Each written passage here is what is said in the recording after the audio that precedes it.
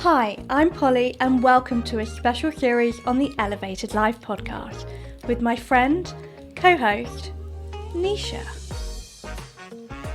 Nisha is a therapist and someone I met just last year. What started as a glass of wine turned into hours of honest, expansive conversation, the kind that lingers, shifts something in you and makes you feel less alone. And we realised these weren't just conversations for us, they were stories that needed to be shared. So we hit record, and that's how the series was born. We talk about the real stuff, the fear that shows up when you start to grow, the friendships that change as you come home to yourself, and the stories we carry about worth, identity, and how much space we're allowed to take up in the world. We're not here to offer quick fixes or perform perfection. We're here to tell the truth, to sit in the messy middle, and to remind you, through story, that healing, growth, and self-worth aren't destinations, they're choices we keep coming back to. So whether you're in a season of up-leveling, letting go, or learning to trust yourself again, we're so glad you're here. Because the stories we tell shape the lives we live, and when we change the story, we change everything. This is the Elevated Life podcast. Let's begin.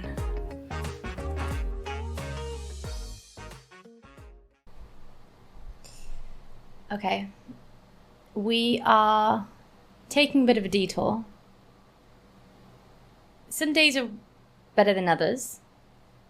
Sometimes we get really shit news, or we get things that come up that aren't part of the plan. Sometimes it's things that we've always known deep down, and we need somebody that we trust to tell us the truth. And so we're having a really stripped back, raw, honest conversation today.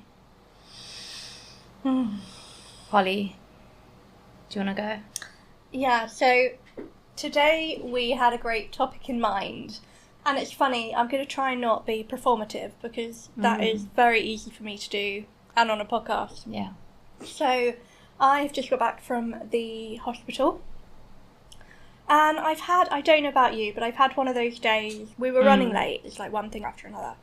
Plus it's day 2 of my period, which is always extra fun. But last week I got diagnosed with chronic fatigue syndrome, which is also known as ME.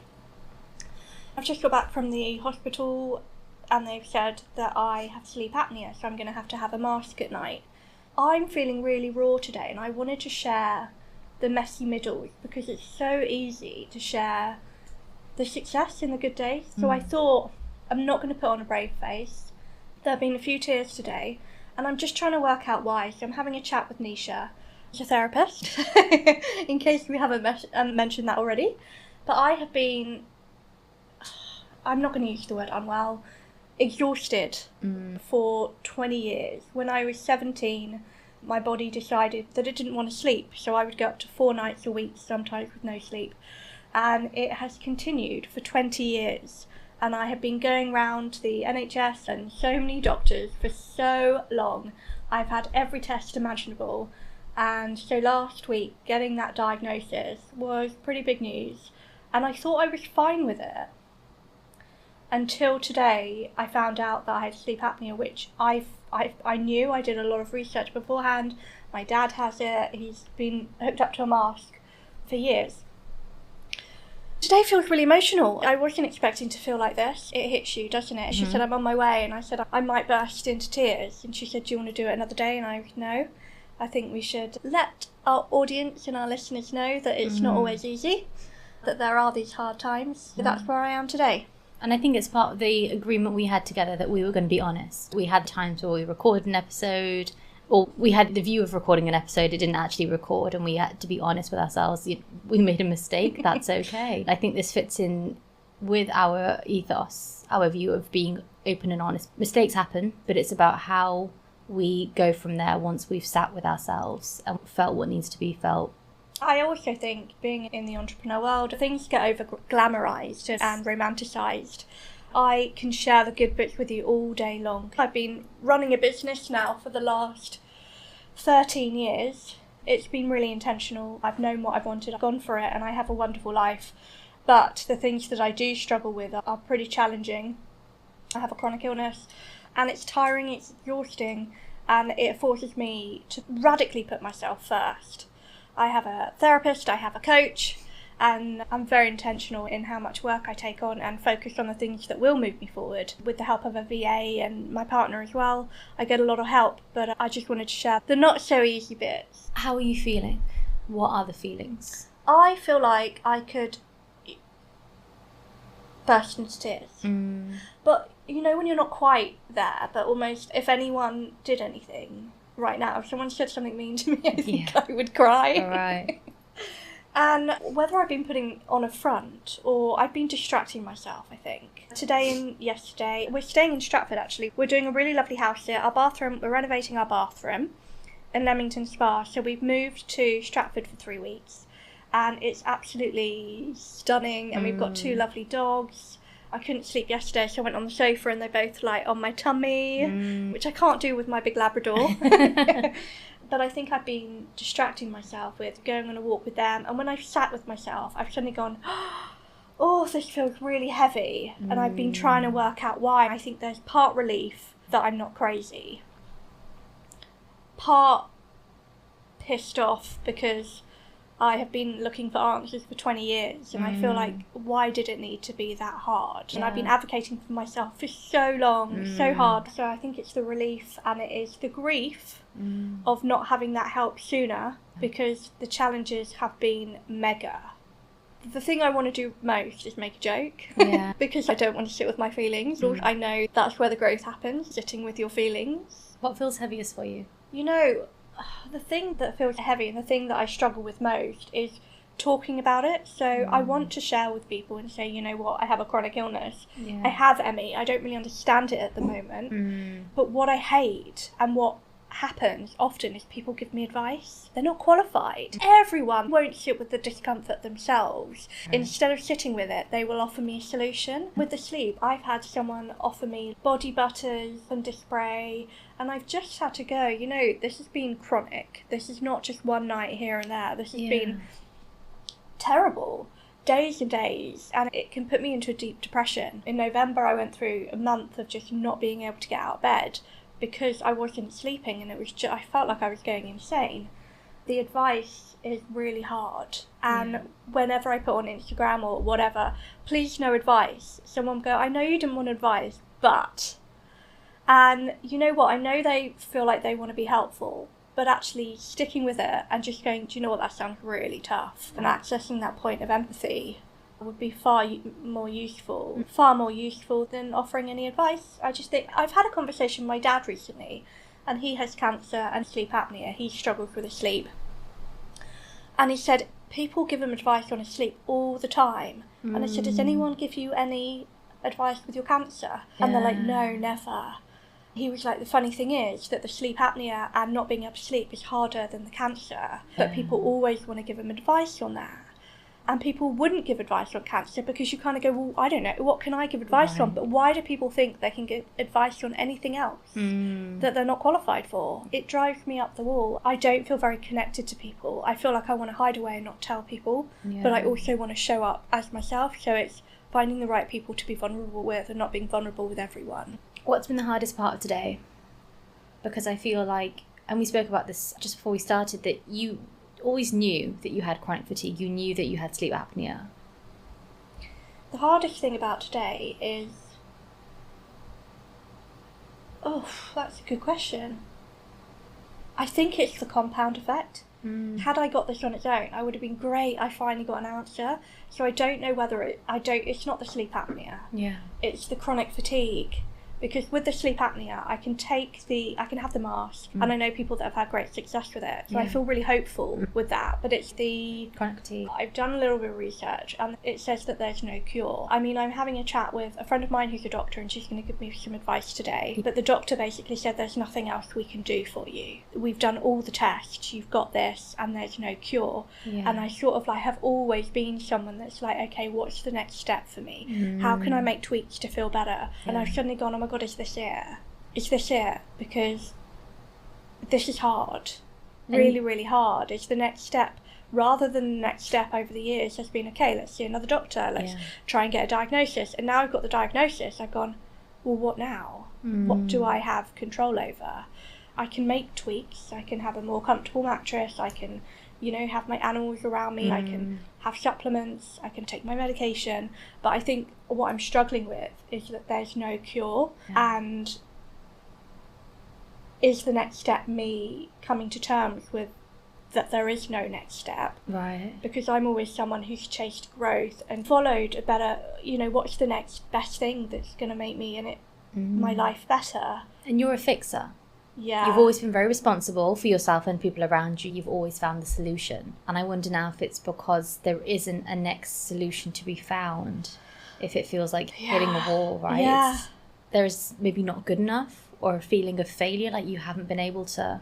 Not failure, but imagine that I've been running this race called life, and I'm in a marathon, and I'm running, and I've been running this marathon for years, and I've been doing okay. Yeah. And then I hit a wall, and it's like, but the finish line is meant to be over there, and I can never get to that finish line. Yeah. And I thought the finish line was me feeling well. Yeah. Me feeling not exhausted all the time. Yeah. I've done everything from cutting out sugar, and I'm talking about from everything. Smoked salmon has it, bacon has it, soy sauce. I've had, I've done work with personal trainers. I've had every supplement. I've done so much stuff. Nutritionist, all these things. And I remember going to see a therapist years ago, and I said, the thing that I'm struggling most is when I share with people how I'm feeling, is that they want to give advice. And she went quiet. She went, that must be really hard. And then she went quiet and she went, have you tried a banana before bed? And I didn't go back there, but oh my goodness. And I literally couldn't believe it. And I was like, I went, no, I haven't. Maybe I'll try that tonight. And I was like, I'm fucking never coming back here again. What the fuck? Yeah. Banana before bed for chronic fatigue. So I think you've caught me, and it'd be interesting to have this conversation in a month, because this is really raw. This is happening. I've got to have a few operations. I've got something called eustachian tube dysfunction. So when you go on a plane, your ears pop. I have this all the time. My ears pop, pop, pop, pop, pop. It can drive me insane. And I can deal with one at a time, but when they all kind of come together, and I haven't slept, and I'm feeling more tired than usual, and my ears are popping, it's so challenging that normally I would cancel plans and look after myself. And today I was like, I want to show up because I want to show people that this is real. That it's not all perfect. Yeah. I wonder if part of your task going forwards is going to be to surrender and lean into this acceptance that this is it. Yeah. And I suppose in one way, I wonder if there's a relief that might come, that I don't need to keep searching anymore. It's been 20 years. So your 20-year search is over. Do you know what? There's still a part of me that's like, what if it's not? What if this sleep apnea is linked to this? And if that gets better, maybe that gets better. Can I have more tests? What's that part afraid of? That I'm going to be exhausted. The level of exhaustion is, I went to London for a business meeting last month. I just caught the train up. We went for a business meeting. We went for dinner after. I mean, it was networking. There was quite a few people. I then had to be in bed for 2 days after. It's lonely. I'm with Mamadou. He works from home, but he works. I can't just be like, can you join me in bed? And I have to be in a dark room. I remember we went to Lisbon 2 months ago, and I couldn't do all the things. Mamadou went out. I said, you go and enjoy it. And I stayed in bed till 4 in the afternoon because everything was too overwhelming. My brain had to rest, so I could manage to get up for 4. We could go out for a meal, or we could do like a tuk-tuk around the city. So I have to let go of this notion that I'm going to be able to do all the things I dreamt and thought of as a young person. I still believe that I can do them, but I have to really pace myself and not do it all at once. I wonder if that's something protective that believes there's got to be something else, right? Solution focused, orientated in, there's got to be something else. I wonder if that's what this part would be, if it wants this promotion for this new role, that we're going to look at pacing ourselves. How can I help, as a part of Polly, how can I help her to pace and to organise and not run at 100 miles an hour?